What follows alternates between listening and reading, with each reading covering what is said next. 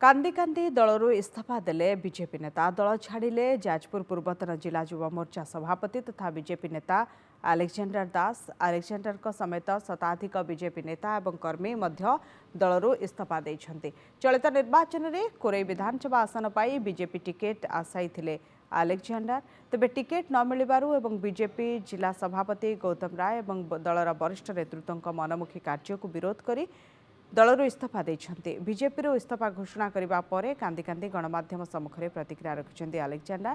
दीर्घ 12 वर्ष धरि निष्ठार सह दल पई कार्य करबा परे मध्य दल तांको अणदेखा करिथिबा कहिछन्ति। पूर्वरु से दलर अनेक पदपदवी रही आसिथिले मध्य वर्तमान राज्य सभापति मनमोहन सामल एवं जिला सभापति गौतम राय तांको समस्त दलीय कार्यरू दूरे रखिथिले एवं दलर शीर्ष नेतृत्व तांको प्रति अन्याय अविचार करिछन्ति जहा तांको भावावेग को अधिक प्रभावित करिथिबा कहिछन्ति आलेक्जेंडर।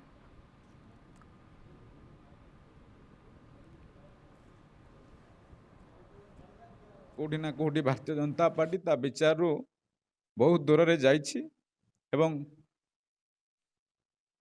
कोरै पे टिकेट डिक्लेयर हबार आज को 34-35 दिन पर्यंत 5 वर्ष पर आम भारतीय जनता पार्टी रे श्रृंखलार सह काम करूँ। आज बारंबार निजर सम्मान एवं